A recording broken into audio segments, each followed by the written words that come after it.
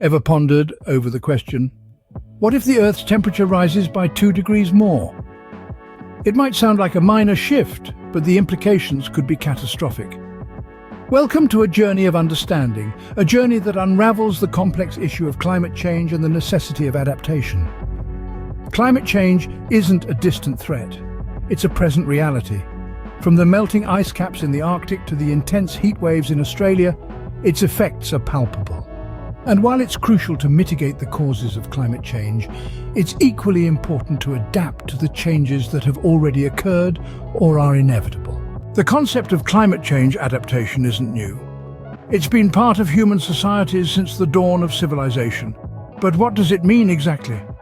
In simple terms, climate change adaptation refers to adjustments in ecological, social, or economic systems in response to actual or expected climatic stimuli and their effects or impacts. Consider the people of Bangladesh, a country that faces severe threats from rising sea levels.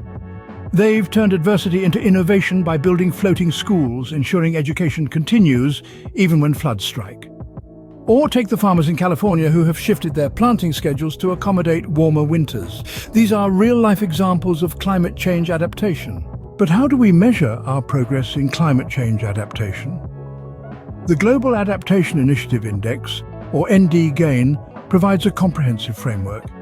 It ranks countries based on their vulnerability to climate change and their readiness to adapt using a variety of indicators. The latest index shows that Norway is currently leading, with a low vulnerability score and a high readiness score. However, many developing countries lag behind, highlighting the need for international cooperation. The United Nations Framework Convention on Climate Change, or UNFCCC, has recognized the importance of adaptation. It has set up funds to aid developing countries in their adaptation efforts.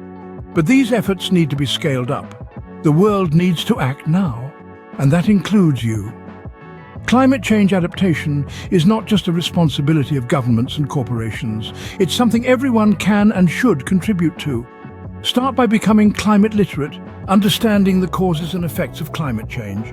Use your votes and voices to advocate for policies that prioritize adaptation. But remember, adaptation isn't just about survival, it's also about seizing opportunities. A changing climate could open new avenues for innovation, create new jobs, and drive economic growth. So, think of climate change adaptation as an opportunity to build a more resilient, sustainable, and inclusive future. So, what will you do today to contribute to climate change adaptation? Will you switch to a more climate-resilient diet? Will you advocate for policies that protect vulnerable communities? Or will you innovate and create solutions that help us adapt to our changing climate? The choice is yours.